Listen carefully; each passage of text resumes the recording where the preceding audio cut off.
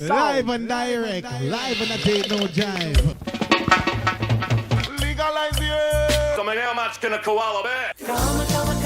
Koala bear, koala bear. Koala bear. Barry pulls a joint out of his pocket. Bill says, "Great, Barry, a reefer." Hi, welcome back to another episode of the Koala Podcast. And up the tree with us in this episode, we got Vikram Mitra from Hemp, Delta Botanicals and Research Limited. And we're going to have a chat about what he does, how long he's been doing it, why he's been doing it. And he's talking to us from Orissa, which is on the east coast of India, facing the Indian Ocean. And so it's a state that sort of links to Southeast Asia. Just see what's happening in the Indian market. I hate to use the word market, and talk about what the thinking is. In the preamble, we were just talking about hemp, cannabis, and money.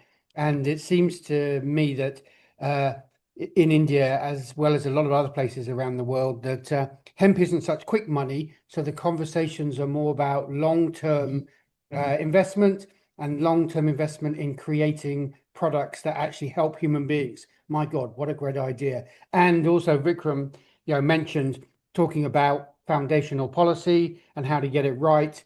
And anybody who's been listening to me, I've been boring you to tears about my conference in Cape Town, which is all about foundational policy for cannabis and hemp on a global basis, but from a global South point of view rather than a North American and European view. Sorry, I just had to get that all out, Vikram. Thank you very much for joining us on the show. Now you don't have to listen to me. We can listen to somebody sensible. I always ask to start, what got you into hemp and, sort of how long have you been at it? Thank you so much, Sean, for having me. I have been following your work for quite some time now, and it really gives me a lot of happiness to be in this podcast.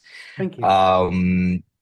Yeah, and so, well, how I got into it, well, I'd be very astonished to know I got to know more about it in Australia, where I was studying and doing my hospitality studies in Blue Mountains Hotel School. And whereabouts was that? Were you in Western Australia then, or? No, I was in New South Wales. I was in the Blue Mountains. Very nice. In the Very Blue nice. Mountains. Yeah, Elura. And you see, in Australia, that once we have the holidays for the New Year and the Christmas coming in, so uni's closed down. So we have whole to go country out closes and we down have to for stay what feels outside. like 6 months, doesn't it? Exactly. And we are international students and we are like in a new country and we want to explore things. So what do? You are a 21-year-old chap, you go out exploring things. And that's where we ended up being in Nimbin. Well, I'm off to Nimbin very soon for the annual Mardi Gras to speak there. Exactly. And that was the place where I got enlightened, because for someone who comes from India, when you talk about Mardi Gras, we thought, oh, that's a new concept. We are going to go to the Mardi Gras, going to enjoy. But I had no clue that I will be going in for a completely educational awareness. And, when it comes to cannabis and hemp, and that's where I came to know that cannabis as a plant has multiple uses. So you see, before going to Australia, my understanding, my knowledge about cannabis was shaped about the cultural perception which is there or existed in India, or in this part of the country, I will say, because India is it might be small on the map, 1,000 but it's nations. really, exactly, it's 1,000 nations. And in our part, the eastern part of the country, like most of the Western world knows that the northern part of India is more acclimated to hemp and the concept of hemp, but that's really not true. Hemp is everywhere. And in Orissa especially, Sean, let me tell you that I have seen people grow up consuming bhang, the intoxicating drink made from the leaves of cannabis. Well, my first visit to India in the mid-'80s, I went to Australia first, and then I went to Byron Bay and Nimbin in the mid-'80s. And then on the way back through Thailand, and of course I ended up in Varanasi, and then up in Kashmir, and then in Nepal. So I still remember my Bangladeshi experiences. Enjoyable but confusing, I think, is probably the best way to describe them. It is. And the funny thing is, like, in our part of the state, the recipe of bhang is very different from the recipe that you get in the northern part of India. All right. And at the same time, Sean, I have seen people also smoke, like the elders of the community. They would be gathering underneath a tree, like a banyan tree, or like a very big people or banyan tree. They would be sitting underneath. They would be then calling upon the three deities, the Brahma, Vishnu, Mahesh, Hmm. and then they would be offering a ceremonial chilam to the gods. Once the puja or once the worship is done, they would light the chilam and then they will partake in the consumption of that as a ceremonial offering, which was a very normal thing growing up. It was very normal seeing all of these things. But as a kid, when I would ask my parents, "Oh, what's happening out there? What's this?" They would say, "Hey, no, no, no, no, don't, don't, Well, don't, it's that don't talk about that." dichotomy in India, isn't it, between that colonial Victorian approach to the law and the structure of administrative life in India, whilst underneath, of course, India just carried on doing what India's been doing for thousands of years. And it's really interesting that the way that crept into the 20th and now the 21st century, and Yeah. you've got those two competing ways of thinking in Indian society. Exactly. You marked it absolutely correct. This is exactly what I faced while growing up, Sean. Because you see, you are influenced by new culture and a new understanding about a plant that you have been talked about, that you've been told is okay, that's some plant which is used in your culture, but hey, don't look at it. It's Yeah. intoxicant. Only elders do it. You shouldn't be talking about it. So that kind of when you stop a young mind from saying don't do it, the young Yeah, mind well, goes to it find asks do the it. question, of course, and so it should. Exactly. And that's what happened. But as an Indian guy growing up in India in those times, we have a power distance equation with our parents. We don't really ask questions to them like this. So you go out asking to your folks, your friends. And what happened is in India, nobody was there. So when I went to Australia and I saw that, I got to meet people like experienced people like yourself who were sitting there talking about cannabis, how it helped them. And going to Nimbin, I saw how people were utilizing cannabis not just as a plant for recreational use, but they were using it for medicinal use. They were creating hempcrete out of it. They were creating plastics. They were creating, I was like, oh my God, what is happening here? So for me, it was a completely very big educational awareness. Like, okay, a plant can have so many uses. And what I also saw was there was a kid playing around in that in an arena, and there was a woman talking there on the podium, and she was saying that how the kid, her kid has been seizure free, and how she has was using canna butter as a thing to stop the seizures. Now that blew my mind off. I was like, wow, seizure, cannabis, really? And what they say it's just a drug. Ah, I got to like know more about it. So I started doing my research while I was in hospitality, and it's a working hazard to have some kind of intoxicant when you're in the hospitality industry. It's either alcohol or cigarettes, or it's going to be this. So that exposure happened. And when I started speaking with people, I came to know that, wow, so many things are happening. And in India, we are just like, negating it completely. And this was way back in 2008 and 2009. So that was my first interaction with cannabis, where I came to know that, oh, wow, this really helps, or this something, something in this way actually is happening. The second thing that actually affected me personally was the fact that when I was a kid, I used to suffer with asthma, a lot of asthmatic issues.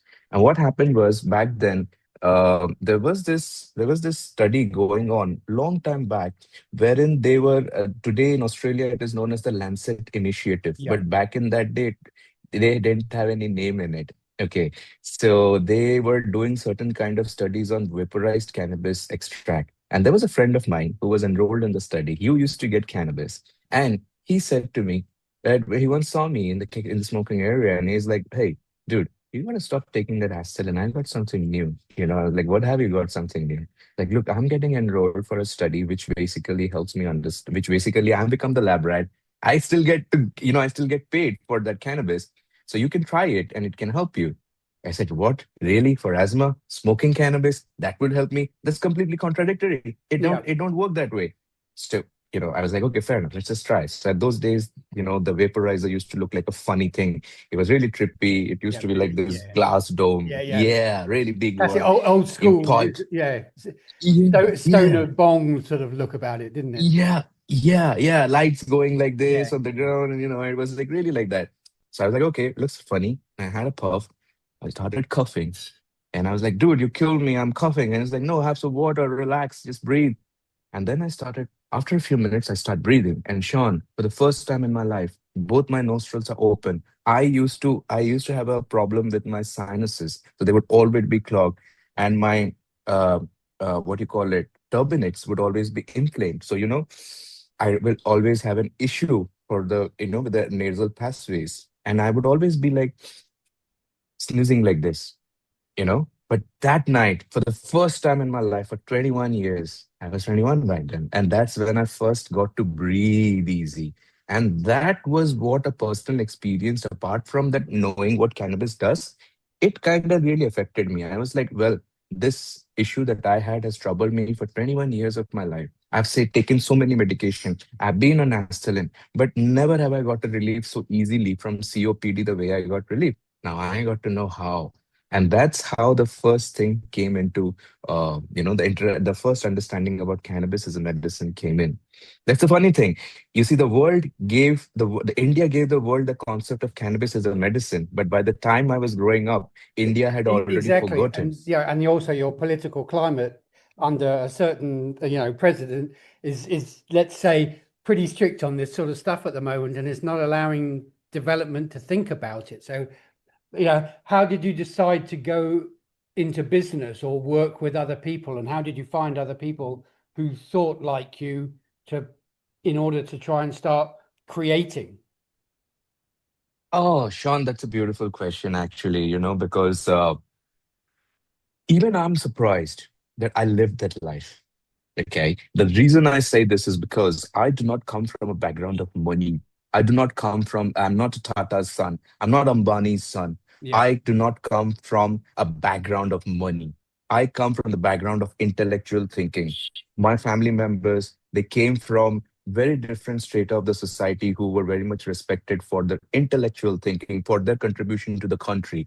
My grandfather was tasked to be the chief CID officer, and who was given the task to find out where Subhash Chandra Bose, the freedom fighter, was hiding. His younger brother was the chief minister of the state of Odisha, the state where I belong from. So very illustrious people who have given their life for the country. They never thought about money.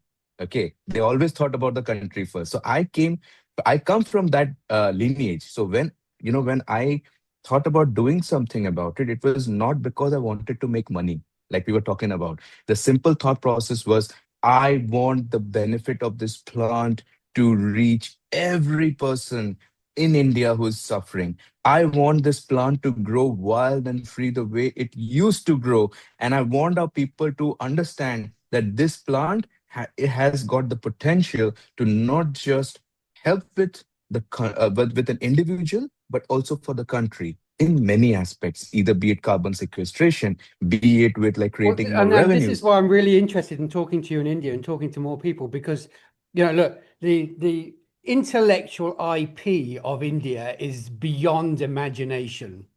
And so it Yeah, seems such a waste that India isn't like, I believe India really should be the world leader on this, not North America, not Europe. I mean, Africa in a way, yes, but India yeah, is where that intellectual IP lies. And in Africa, they say they have a history, and they're talking about 500 years.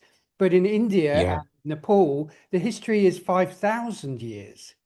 exactly. And that knowledge that you have innate in your DNA, with the way that India has developed over the last 50 years, moving out of that sort of semi-socialist environment into something, but never losing that intellectual curiosity to change and do things in the world. I'm really pleased to be able to speak to somebody like yourself, and hopefully another 100 people in the next year, because I do think that if India is smart, it can be so far ahead of the rest of the world, because the way that you think about the plant and its uses, and as you say, money is a part of Indian society now to an extent, but there's still that huge behind everything. There's that desire to use natural things to benefit your huge population and the world. I'm looking at India at the moment. You're relying on the Middle East for gas and oil and all these things that, hemp can be solving a whole lot of these problems in Exactly. your own country, can't it? And you don't have to have these issues if you can apply that intellectual IP. Exactly. And if we don't have to create, like, I keep telling them that this, you put it so beautifully, Sean. It is so disheartening to like go and talk to the lawmakers of the country that gave the idea of cannabis as a medicine, and you go to the lawmakers of that country and you speak to them, the first thing you hear is disdain. That would like hurt me, because I would say it's like you are not getting it. This one plant can solve so many things. It can solve India's dependency on the APIs coming from China as a medicine. It can stop India's dependence on biofuels. It can stop India's dependence for yarns, which are coming from China. It can stop the dependence of the country to do certain things which are not really sustainable but greenwashed as sustainable. It could help them really get into it, because you see we have really big companies which have the potential to utilize the cost efficiency of R&D in India that is impossible to think of or fathom in a country or in the Western world. What could be done with research of Well, I like mean, yeah, you're exactly right, because I use an Australian example for this. Is you have Indian companies buying up extractive industries in places like Australia, and then sending all that coal or whatever it is back to India yeah. to burn, when Mm. you could knock out 90% of the logistics and costs and the waste from that system, and invest at home in sustainable, reusable, industries and products. Exactly. And the good thing is, Sean, that now there are certain automobile companies which are actually looking into it. I do not have the authority to speak about it right now, but they are one of the largest automobile firms who understood that this could be done in India, and they are doing certain things. And pretty sure in a few years' time, you'll be hearing that this firm has done something, at least in the automotive, in the automotive scenario. Something is better than nothing. So I believe that in India, like you said about that intellectual IP, either for medicines also, because when I told you, when I go to the doctors, when I speak to them, they say, Vikram, we need some India-centric data. So when I kept on hearing this thing in India, and I also kept on hearing the same thing with, like you asked me the question, how did you start connecting with people? So LinkedIn was my only forte, because when it came to connecting with people outside India, it was LinkedIn. When it was for people inside India, I would just go out and I speak to them. I was ridiculed. Some places I was I appreciated, know, some don't worry, places I was they're the same with respected. me. When I started talking about Yeah, cannabis and law and writing a publication, because obviously for me, it's the foundation of creating all this other stuff, people would just laugh in my face for the first 2 years. And, the lawyers yeah. that I worked with at the time would get laughed at. And that that approach by other people is just so short-sighted. I think it makes us go, well, right, we're going to prove you wrong, You're doesn't it? right. Yeah, exactly. That got me into it. And I was lucky that there were also people who were kind enough to enlighten me. People like Paul Benheim, the people like David Watson who passed away, the people like Ed Rosenthal, Mark Emery. I spoke with Dr. Sanjay Gupta, Dr. Varun, Dr. Sanjay Agarwal, and I spoke with so many kindred souls who are working in the US and the Europe, and I came to know what actually the perception that I had was also a very strong understanding that the people outside India had. It's just that people in India did not have this perception. So I took it up on myself that, well, you know what? So the thought came to me, Sean, that we, at the currently where we are at in India, the only way we can accelerate things is by joining hands from other, collaborations with other countries. The reason is this, that first thing, India follows like every other country. Initially, India used to follow a lot the West, the US. It's a normal thing. That's what they were doing. And that's how they also got the US, after looking at the US Farm Bill of 2015, they had the same policy in Uttarakhand when it comes to the Uttarakhand industrial hemp policy with the 0.3% THC limit. Yeah. Everything is same. If you look at the policy, very similar to the US Farm Bill.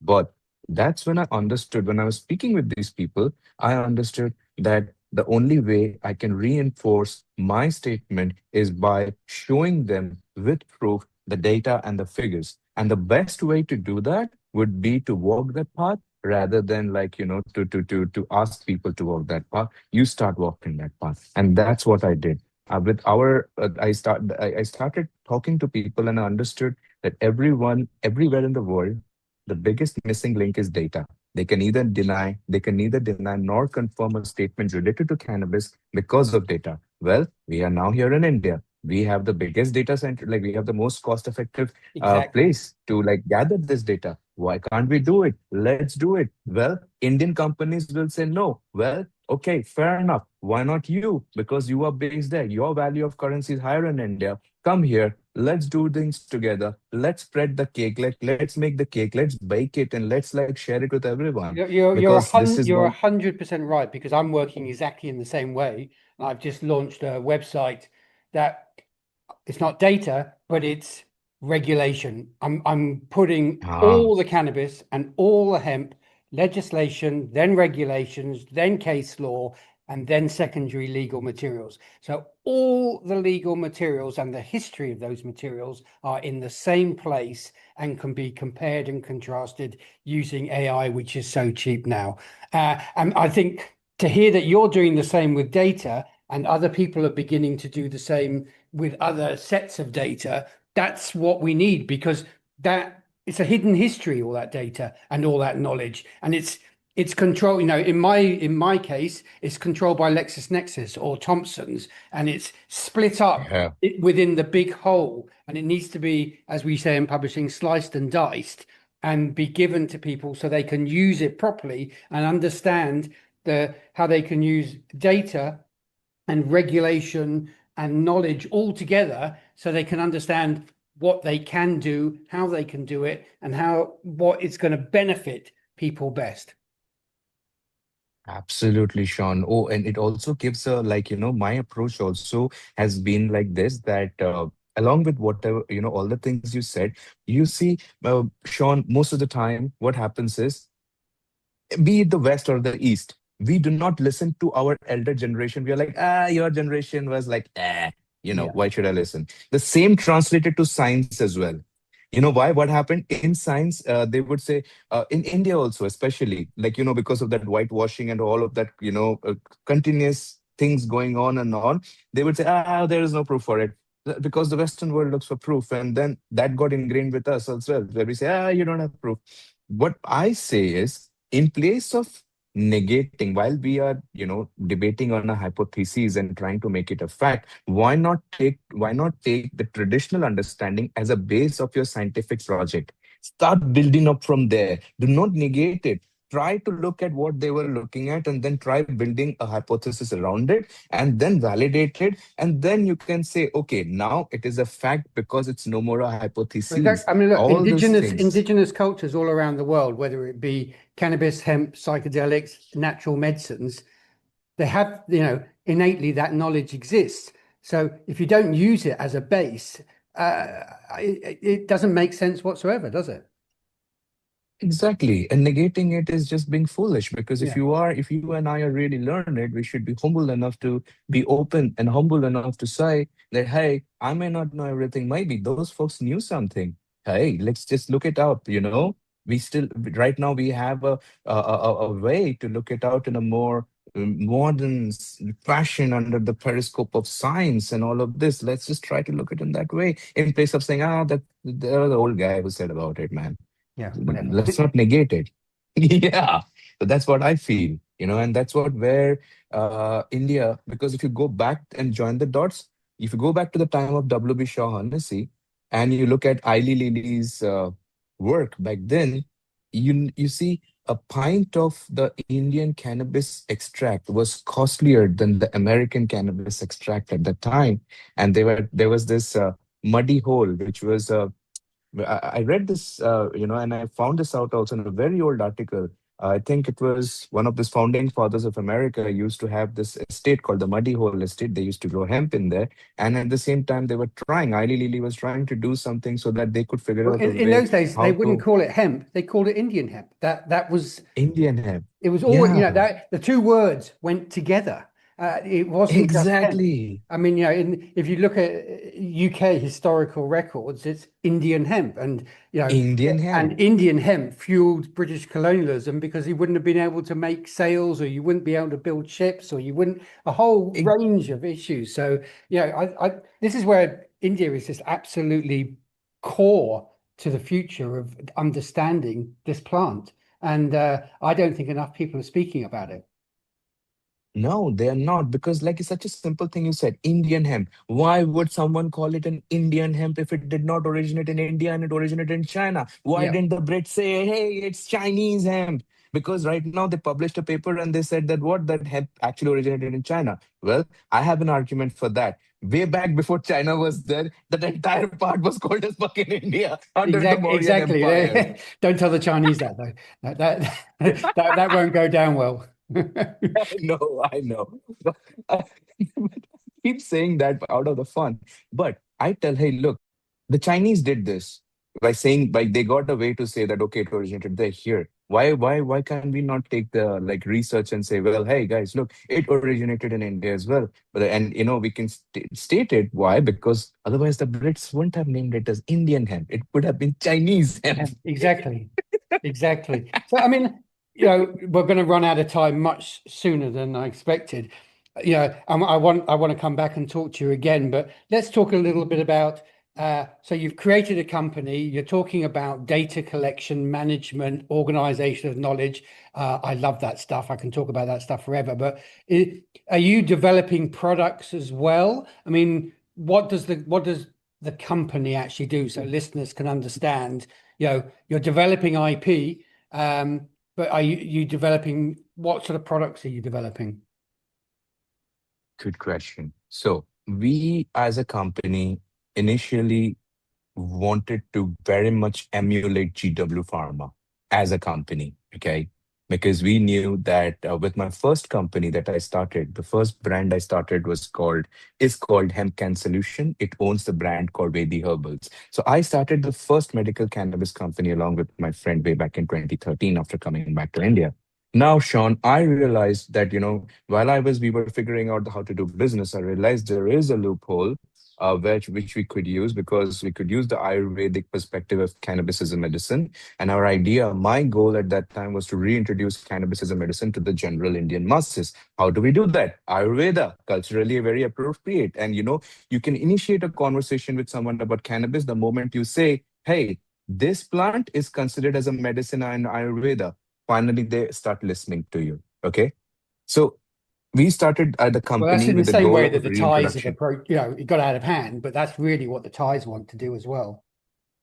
Exactly, exactly. But what happened is, when I started this, I also knew that okay, it is just Ayurveda. And once I start this company, there are going to be more companies which are going to exactly follow the same thing. We have to do something as a company to stay ahead of it. And most importantly, my goal was this, that this medicine should be available as a medicine to each and everyone. Not just it should not just be prescribed by Ayurvedic medicines, it should be prescribed by modern medicine doctors as well. Now, with that thought process, I found out there is a pathway in India in which it could be done. There are many indigenous medicines, there are many medicines of herbal origin which are identified as a pharmaceutical product. And I wanted to always create a product which can be written by doctors, and it could be written by any doctor in anywhere in the world, not just in India. I wanted to give something from India to the world, and which is much more cost effective, and something which is it's a boon. That's how I wanted to do this. Not someone, it's not going to be a medicine for only the rich men. It's going to be a medicine for all, a healing for all. That was my goal. And in order to Democratize achieve that, medicine through plants. It's a t-shirt slogan that we should all have. yeah, exactly. And my goal was like, okay, hey, we start the first company, but after that, we will do clinical validation. We will have a patented product. We will have a patented formulation that can be prescribed not just in India, but outside India as well. But back then, we had a difference of intellectual thought process. So I left that company and I started my own company, Delta Botanicals and Research Private Limited, with the sole understanding that I got while I worked as a techno-legal consultant for GW Pharma. It solidified my thought process that, okay, this, what I'm planning on do is actually something which is needed. And that's how I came to know that there is the pathway in which we could create this formulation or a medication in India. So we focused on a condition, two condition. One is the osteoarthritic knee condition. The other one is cancer pain. The goal is to develop a formulation of herbal origin, say very much similar to that of what we call as a botanical medicine, but it will be clinically validated and approved by the Central Drug Standard Control Organization, which is the FDA equivalent in India. So like FDA is the regulator, in Yeah. India, the drug regulator is CDSCO for modern medicines. So the goal is to develop those medicines. While we started doing it, we also saw that just like GW Pharma had to develop its own patented variety, it could not just go and get any plant and develop a medicine out of it. It had to develop, and I was lucky enough, I was blessed enough to have a word with David when he was around and how Hota Farm did it. And that's where I came to know that, look, this is a win-win situation and opportunity for us. Why? Because right now the state of Uttarakhand has given more than 37 license for industrial hemp cultivation, but nobody is able to cultivate. Only one company is doing it, that is Namrata Hemp Company, because they invested into research and still they are not doing anything commercially. They are still doing everything, the hemp cultivation for research and development. Rest 36 license holders are doing nothing. When it comes to cannabis, medicinal cannabis also, we do need a variety that we can work on, which is standardizable. So what we decided on doing is, let us develop the seeds also. Let us become from a seed to sale. We understand that it's going to be a very long process and nobody's going to do that. Well, that's what qualifies us to do it. And that's how we started with it. So along with the product line for developing a formulation for cancer pain and for osteoarthritic knees, we are also working for developing the strains for medical cannabis and also for industrial hemp, for which the government of India has given us a grant for the first time in the history Well, that's fantastic. of India. We got that grant and it's like crazy, and that gives a lot of, because we are the only company in India to get that, and getting the government's affiliation, it solidifies our vision that we are Well, that fully means that, focused on developing an if they're giving you ecosystem. money, they're going to talk to you in the process, hopefully, doesn't it? Exactly. And we want to give with the money that they have given, we are garnering data and we are going to give that to them. And the last thing that we are also doing, Sean, that I want to tell you is that I also realized that doctors and physicians over the world and India as well do not know about the human endocannabinoid system because it is not taught in medical schools. Now, Thank that you. was a Thank big you. That's that education. Every conversation I have, and we've got 4 minutes left, always ends in education because that's the education. key. Exactly. And the reason, you see, when I go and talk to a physician, I tell him about, look, this, and this. Well, he was never taught about it. How is he going to know it? He's going to take some time. But imagine this doctor, this physician was taught about the human endocannabinoid system in their school. The conversation would be very, very different. Well, let's do it. And that's what we are doing. We also realize there are companies which are actually doing this workshop, but there are no university accredited degrees or short-term courses Exactly. I in mean, cannabis or this is endocannabinoid system. this is what I'm driving at for the social sciences as well. Tertiary education first, which hopefully filters down to secondary education. That's a bit simpler, so everybody is aware in some sense of what these See what's happening. natural medicines can do. But medicine, science sort of leads in it, but social sciences and direct medical science. I was talking to an academic yesterday, and we've only got 2.5 minutes left, in the US, who's been doing this for 10 years at Stockton University. And, it always has to lead with business in the US. And I'm saying we really need to think about medicine, social sciences. So thank you very much for doing that, because I sense there's a growth in this understanding that education is the key. Absolutely, absolutely. And we need to show that to people as well. The best part about the education that we want to do, Sean, is like it's going to be a course both for international and national students. Now, hear me out. Why it's going to be really nice for the national students, they can understand what's happening globally when it comes to these kind of things. For the international students, they come to know that what's the Ayurvedic perspective, how cannabis is integrated into the Indian healthcare system through Ayurveda. What's the Ayurvedic perspective? And that is a win-win thing for both the worlds, both for the Western world, both for the Eastern world, because that's the bridge. That education is going to be the bridge. So with that thought process, we are working with universities here in India to develop the courses. So products are there. We are also giving this educational courses, and we are developing a strain as well. Lastly, we provide consulting and advisory services to anyone who wants to enter India. We don't want them to go with the round, all the confusion. So we also provide consulting and advisory services to anyone who wants to come to India and start the business. Well, So Vikram, that's what we do. let's talk again, because we're down to our last 60 seconds. Thank you very much Yes. for being on the Karma Koala podcast, and talking absolute sense, but you're covering all the bases at the same time and understanding the holistic approach to it. So thank you very much for being on the podcast. Thank you so much, Sean, for having me. It was an absolute pleasure being with you and having this conversation with you in the morning here today. Thank you. Live and direct, live and I take no jive. Legalize it. Coming how much can a koala bear? Koala bear, koala bear. Koala bear. Barry pulls a joint out of his pocket. Bill says, great, Barry, a reefer.